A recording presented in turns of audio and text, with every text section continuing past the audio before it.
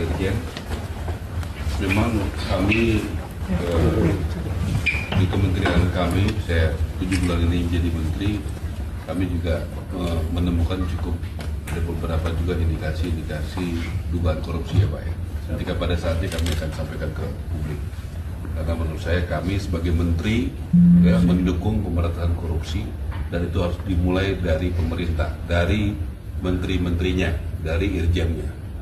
Dan saya juga sudah perintahkan ya, mulai kalau ada aparat kami yang ya ada korupsi, ada apa, cepat kalau bisa yang pertama diserahkan itu aparat kita.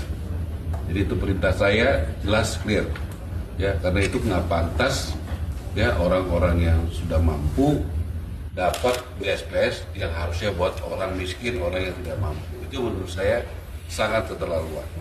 Saya minta teman-teman media objektif. Nah, kami juga tadi udah diskusi ya Pak Said ya, Pak Bupati Sumeneb, Bapak setuju nggak dengan data tadi Pak? Setuju ya Pak ya? Bapak juga, Pak Said juga setuju ya dengan data yang sudah ditemukan tadi. Karena beliau sangat memahami lah situasi di Sumeneb, gitu ya. Nah, jadi kita sama-sama punya semangat, spirit untuk penegakan hukum dan keadilan. Ya, kita yang ada di sini termasuk Bapak Bupati dan Pak Said. Ya, jadi saya orangnya harus terbuka begitu. Dan tadi saya sudah bertelepon dengan Bapak Jaksa Agung ya bersama Pak Said untuk minta ini menjadi atensi. Ya, karena jumlahnya besar, berapa sih total? 109 miliar. 109 miliar. Nah, itu sangat besar sekali untuk satu kabupaten. Ada nggak kabupaten yang lebih besar dari situ? Tidak ada. Ini paling besar se-Indonesia. Paling besar se-Indonesia? Paling besar. Udah kamu cek belum? Sudah. Yakin? Sudah yakin.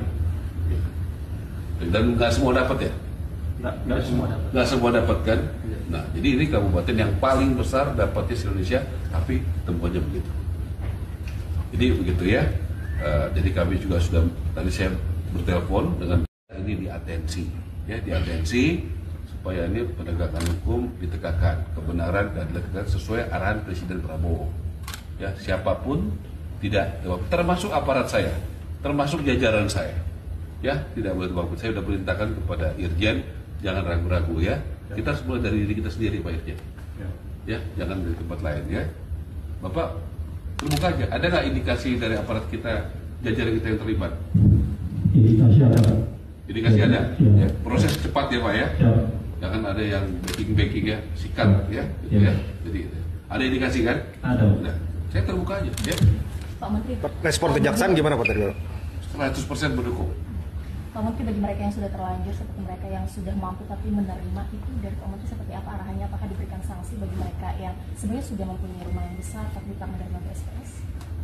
Saya akan menyusun ya aturan buat BSPS. Hukumnya ya. Temuan yang 109 miliar ini sejak tahun anggaran berapa ya Pak? Tahun anggaran 2024. Hanya tahun 2024 aja.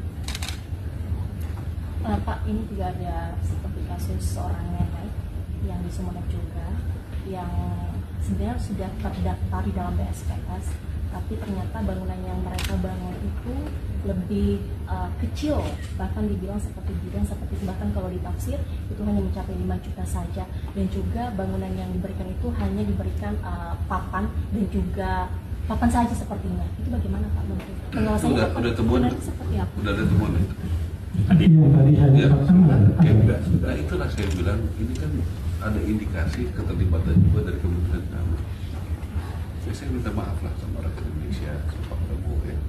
Ya, saya bukan alasan karena saya baru 6 bulan jadi menteri, 7 bulan, tapi ya kita temukan ini. Nah, saya berterima kasih.